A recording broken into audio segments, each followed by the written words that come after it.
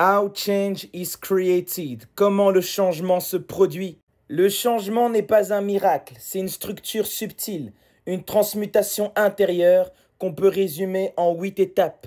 Chaque étape est un seuil vibratoire à franchir, une clé de passage du monde invisible vers la manifestation. Tout commence par une idée, une vision immatérielle, une image intérieure, non encore tangible. C'est une idée qui vient plus loin que le mental rationnel.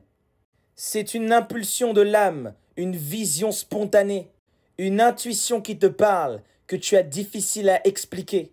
C'est souvent fragile et subtil. Et si tu l'ignores, elle meurt. Platon disait, l'intuition est la source de la connaissance véritable. La deuxième étape, c'est que l'idée prend forme en pensée. Ici, l'invisible devient langage.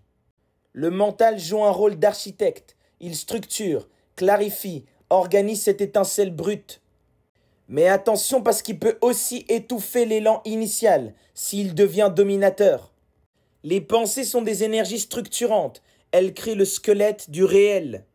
Mais ce squelette a besoin d'un cœur. Et c'est la troisième étape, feelings, qui est le carburant émotionnel. Sans émotion, la pensée est froide, morte et théorique. L'émotion donne de la densité vibratoire à ton idée. Elle l'aimante à toi, elle l'attire à toi. Plus tu ressens profondément ce que tu veux incarner, plus la fréquence de ce changement devient forte. Tu dois vibrer ce que tu veux voir changer. Ce que tu ressens profondément se matérialise inévitablement. Le 4, c'est plan, c'est l'ancrage stratégique. Beaucoup de gens restent bloqués dans l'émotion, l'inspiration. Mais sans plan, ton feu intérieur reste une étincelle sans bois. Le plan est la première matérialisation concrète. C'est là que tu passes du rêve à la direction.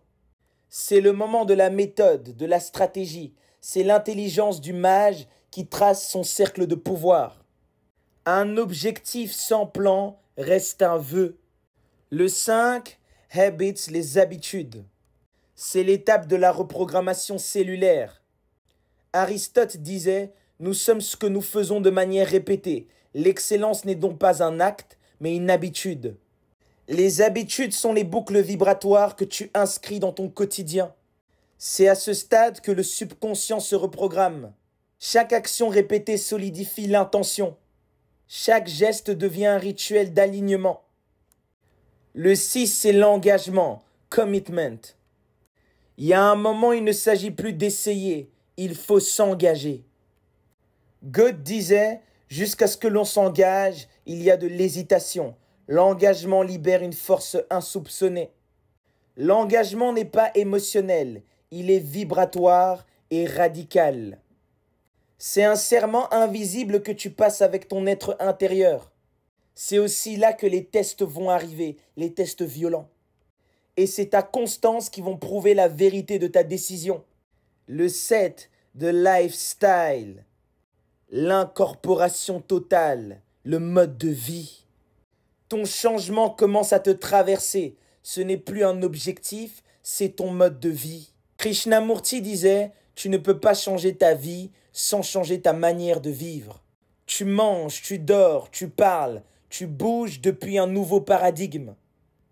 Ton mode de vie témoigne silencieusement du changement accompli. C'est ici que les autres le voient sans que tu aies besoin d'ouvrir la bouche. Change, c'est la transmutation finale. Ce que tu visais est devenu ta réalité. Tu n'es plus celui qui voulait changer, tu es celui qui a changé.